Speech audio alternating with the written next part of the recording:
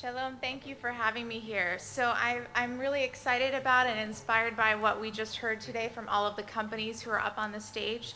They are all part of what we're calling the innovation ecosystem, the critical factors that need to be in place for technology and innovation to take root in schools in the United States, in Israel, and across the world. So very excited to hear all of these products and tools that are being put out there for teachers and students. By way of introduction, I'm Sara Schapiro. I'm the head of the League of Innovative Schools at an organization called Digital Promise. Sorry. So Digital Promise, like Dana said, we were created by Congress, launched by President Bush, and then by President Obama. We were created under the Higher Education Act, and we like to think of it as the last bipartisan act that came out of Washington, D.C. So we are created with this large sweeping mandate by Congress to support research and development for advanced information and digital technologies to improve learning across the lifespan in both informal and formal settings. So that means higher education, early childhood education, primary schools, secondary schools, all kinds of schools. And it was created to provide Americans with the skills they need to compete in the global economy. There are things that are happening in Israel that are similar, and this is an organization that was created by the government with lots of philanthropic support from researchers, entrepreneurs, service providers, and schools across the country to really promote innovation in schools. So the League of Innovative Schools is the main initiative of Digital Promise right now. So in our first year and a half or so, we decided to focus on kindergarten through 12th grade schools in the United States. So we've brought together 32 school districts in urban, rural, and suburban settings. So New York City, Chicago, Washington, D.C., large school districts, and then small, tiny school districts in Alabama, Kansas, Idaho, places you've never even heard of.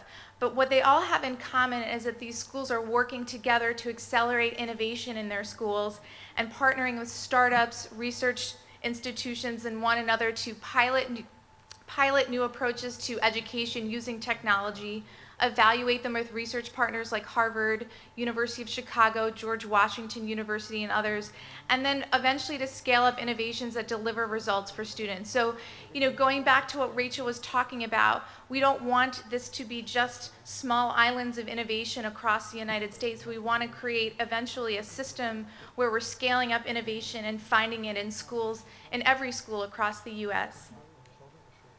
So what the League does is unique in the United States. There is no other group where superintendents, so the head of public school districts, come together with researchers and service providers, both large and small, like Pearson and like 2U and Athena and the smaller companies you heard from today. And we believe that innovation is not possible without all of these three groups working together to solve the problem of how do you make innovation systemic? How do you take it from a classroom to a district to a country? So we are, it's a very valuable experience for all of the stakeholders involved. So there is no other place for superintendents to work together to share knowledge, to test innovative ideas, and to build networks among their peers, to take what's happening in silos and share it. For service providers like Pearson and like the smaller companies we heard from today, it's an opportunity to partner with public school districts to get market feedback, to do rapid prototyping, to understand what works and what doesn't, and engage districts on research and procurement reform. And then for researchers, it's an opportunity to work with a lab, sort of a learning lab of school districts across the country to understand what kinds of innovations work for which kinds of learners and why. So I just wanted to highlight a few examples of school districts across the country that are doing really good work, really innovative work that we hope will be scaled across the country. So Mooresville Graded School District, Mooresville, North Carolina. It's a place you've probably never heard of. It is the home of NASCAR racing. It's a really interesting small town outside of Charlotte, North Carolina. And what they did is they started a one-to-one laptop program where all students had a laptop, and they changed the teaching and learning process so that teachers were creating content and students became teachers as well. So, since 2009 when they started this, students, the test scores, we're talking about how important outcomes are. So test scores have climbed dramatically, 73% to 88%. High school graduation rates are increasing dramatically. And it's actually one of the lowest funded districts in North Carolina and the second highest performing district. So those outcomes are pretty incredible in just the span of 4 years. There's a school district in Utica, it's called the Utica Community Schools outside of Detroit, Michigan. So a former auto community, a very blue-collar community that did not have many opportunities for their students once the auto factories started to close. So what they did, the district is working with a small entrepreneur called eSpark Learning to do a kindergarten blended learning pilot. So all of their kindergartners have iPads and are working together in a blended rotational model to actually deliver personalized learning using apps. And it's a really interesting project because it was very difficult for the district to think about how do you buy all kinds of 99-cent apps for a 40,000 student district. 1 app per week for this student, 2 apps per week for that student. So they're working together with this company to procure these apps for them. So it's an innovative partnership that actually made the innovation possible. And on the mid-year assessment, students are increasing from 44 to 56% at grade level. And in terms of when they get to first grade, they are already, they're moving from 10 to 32% in terms of being prepared for entering the first grade. And briefly, in Vancouver Public Schools in Washington, we are seeing incredibly dramatic test score increases because of their one-to-one learning pilot. So they're bringing technology into schools, changing the way that teaching and learning happens, and they're seeing 90% of 12th graders meet high school proficiency standards in math, 100% in reading and writing, which is pretty much unheard of. And this happened in the course of about 4 years. So it's not happening overnight, but it's happening, and it's happening in places across the country, and we need to be surfacing these best practices and sharing them not only across the US, but across Israel and the world in general. So just to shift a little bit, I was asked to talk about the US market for ed tech. There's a burgeoning ed tech market here in Israel, and there is in the US as well. There's a large technology industry that you know about, existing technology infrastructure. A lot of schools are wired for broadband, and there's a commitment from the president and from others to actually increase the number of schools that have broadband to 99% of schools in the next 5 years. There's an entrepreneurial culture in the US as there is here in Israel, and there's a large market in the US. We're now moving to something called Common Core State Standards, where 45 of the 50 states, including DC, are actually moving to a more standard, not a curriculum, but a set of standards that their curriculum needs to meet. So it presents an opportunity for ed tech companies to actually be preparing one product for 45 states rather than one for Texas, one for California, one for Florida, et cetera. And there are lots of venture capitalists and philanthropists who are supporting these small companies. The Bill and Melinda Gates Foundation actually is supporting small ed tech companies. So philanthropies are getting into this business as well as traditional venture capitalists.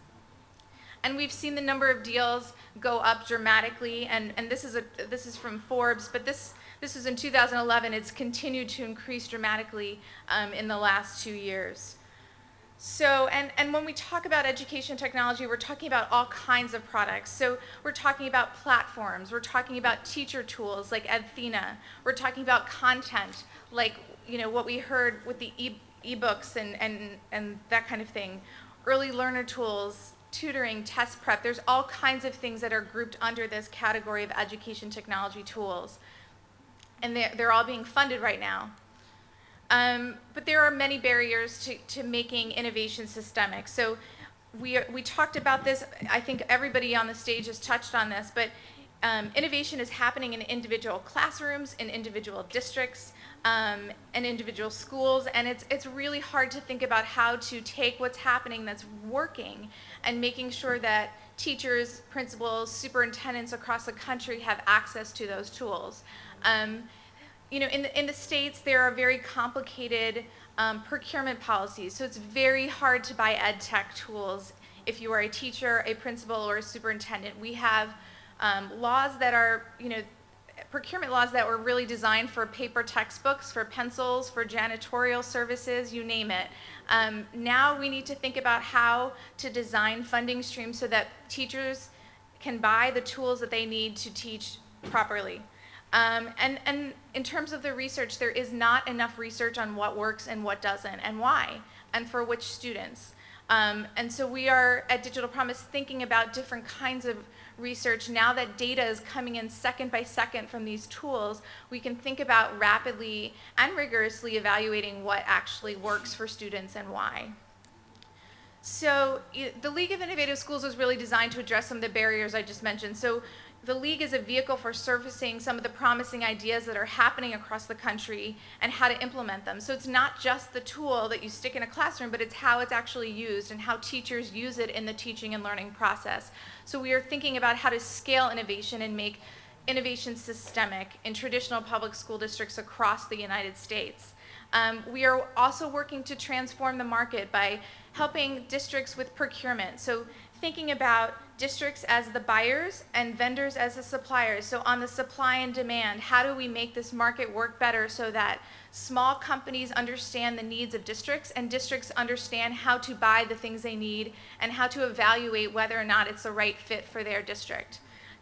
And then finally on research, again, there's not enough research out there, so we are working to do research projects across districts across the country to rigorously and rapidly understand what's working and build the body of research so that teachers, students, principals, parents know what to buy and why. That's where I'm ending. I also have a few minutes for questions if anybody has any questions. Yeah. There is a research database called the What Works Clearinghouse that the U.S. Department of Education maintains. It's very outdated, so we are working to publish more and more research that will be put on that database, but also housed in Digital Promise's website as well. There's something called the What Works Clearinghouse that the United States Department of Education maintains, but Digital Promise is also adding to that body of research to make it more useful for schools. I think he's asking if your website has this information and research. Yeah, so if you go to digitalpromise.org, you can take a look at some of the research that we're doing. All right.